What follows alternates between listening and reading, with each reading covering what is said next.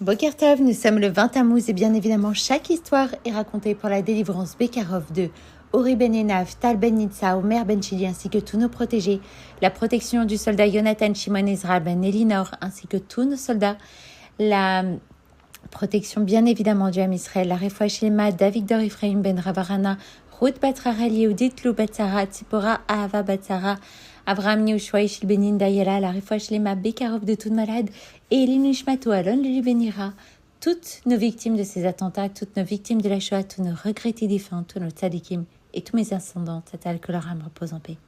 Alors comment allez-vous? Nous voilà là ensemble ce matin encore pour vous raconter une belle histoire en cette veille de Shabbat. Merci Hachem.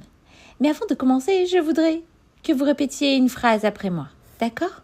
Celui qui fait le bien reçoit du bien d'Hachem. Je répète, celui qui fait du bien reçoit du bien d'Hachem. Encore une fois, celui qui fait du bien reçoit du bien d'Hachem. Et maintenant, à vous, allez, on répète. Celui qui fait le bien reçoit du bien d'Hachem. Très bien, alors maintenant, écoutez une très belle histoire. Maintenant que vous avez répété, vous allez dire, elle radote celle-là. Il y avait une femme très pieuse qui avait un four dans sa cour où elle faisait cuire tous les jours du pain.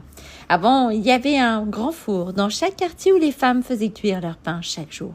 Mais certaines femmes avaient un petit four à elles dans leur maison.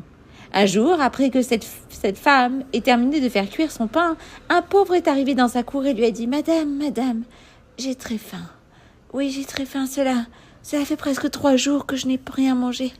S'il vous plaît, madame, mes mains, regarde, tremblent, tellement je suis faible, je vous en supplie. Donnez-moi vite du pain à manger avant que je ne m'évanouisse. » La femme connaissait la phrase que nous avons apprise, celui qui fait le bien reçoit du bien d'Hachem. C'est pourquoi elle a décidé d'accomplir une action et elle a donné au pauvre une miche de pain. Ce dernier l'a englouti tellement il avait faim et a remercié la femme. Puis, dès qu'il est sorti, un autre pauvre est arrivé et a dit à la dame « Madame, cela fait plusieurs jours que je n'ai rien à manger moi non plus. J'ai vraiment très faim, je vous en supplie, ayez pitié de moi, donnez-moi du pain. » La femme ne savait pas quoi faire car c'était la dernière miche de pain qui lui restait. Mais la fameuse phrase lui est revenue en mémoire, celui qui fait le bien. C'est ça, reçoit du bien d'Hachem. Ainsi, elle a donné au pauvre la dernière miche de pain qu'elle avait. Ce dernier l'a mangé, a récité Birkat Amazon et l'a remercié infiniment. En voyant qu'elle n'avait plus rien à manger, la femme a cherché chez elle s'il lui restait pas un petit quelque chose. Et qu'est-ce qu'elle a trouvé? Dans un coin de sa maison, elle a trouvé un sac rempli de blé. Elle est donc allée en possession du sac dans un endroit où on moud justement le blé pour en faire de la farine. Après avoir moulu le blé, en avoir fait la farine, ainsi obtenue dans un sac, elle est repartie en direction de chez elle. Soudain, un vent très fort s'est mis à souffler. La femme tenait fermement son sac de farine, mais voilà que le vent s'est mis à souffler si fort qu'il a emporté le sac, la farine dans la mer. La femme s'est mise à pleurer et à se lamenter. « Que vais-je faire? Mon sac de farine a été emporté dans la mer, je n'ai plus rien à manger. » Puis elle s'est dit, comment se peut-il qu'il me soit arrivé quelque chose de mal, puisque celui qui fait le bien reçoit du bien d'Hachem. Elle était si triste qu'elle a décidé de se rendre au Beth Midrash, où se trouvait l'un des sages de la génération. Elle lui a dit, Kvodarav, j'ai toujours appris que celui qui fait le bien reçoit du bien d'Hachem, mais aujourd'hui, j'ai donné du pain à 2 pauvres en ne gardant pour moi qu'un sac de farine, et voilà que le vent l'a emporté dans la mer. Pourquoi Hachem me fait-il une telle chose? Le Rav s'est tu un court instant, a réfléchi, lui a dit, vous posez vraiment une bonne question. Donnez-moi quelques minutes pour y réfléchir. Pendant ce temps, 2 hommes sont entrés dans le Beth Midrash en tenant en main un sac rempli d'or. En quoi puis-je vous aider? Leur a demandé le Rav en les voyant. Nous sommes venus offrir cet or à la yeshiva, lui ont répondu les 2 hommes. Puis le Rav leur a demandé, vraiment? Mais en quel honneur? Et lui ont raconté. Nous nous trouvions tous les 2 dans un bateau. Et alors qu'il s'approchait de la côte, il a soudain percuté un gros rocher. Un trou s'est formé dans la coque, laissant pénétrer une grande quantité d'eau à l'intérieur du bateau. Sur le point de nous noyer, nous avons alors supplié Hachem de nous sauver la vie.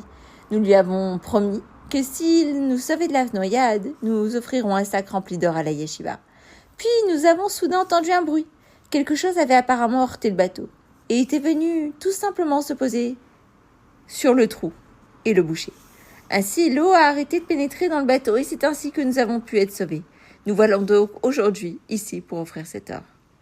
Le Rav a interpellé et leur a demandé « Mais une minute, vous n'avez pas vu quel était l'objet qui a bouché le trou du bateau ?»« Non, non, nous n'avons rien vu, lui ont-ils répondu. »« Ah, c'est intéressant.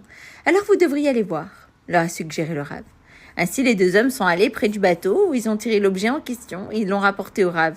Ce dernier l'a bien observé et vous savez ce qu'il a découvert ? Le sac de farine de la femme. Oui, la farine qui avait été emportée dans la mer était devenue un bloc de pâte qui avait bouché le trou du bateau. Et c'est ainsi que les passagers ont pu être sauvés. Le Rav alors dit à la femme, « Vous voyez, vous pensiez que le fait que votre sac de farine ait été emporté dans la mer était une mauvaise chose.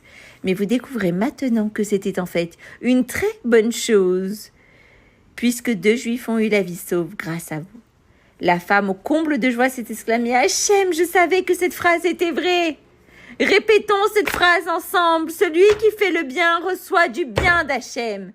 Je répète, celui qui fait le bien reçoit du bien d'Hachem. Vous aussi, efforcez-vous toujours de faire du bien à chaque juif et d'aider tout le monde pour mériter qu'Hachem vous rende ce bien.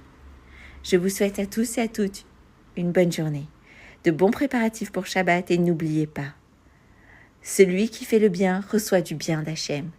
Et en cette veille de Shabbat, nous devons aider aussi les gens à pouvoir manger Shabbat. N'oubliez pas la tzedaka. Bonne journée à tous et à toutes. Qu'Hachem vous compte de brachot et que vous ne soyez que dans les smachot. Que Shabbos.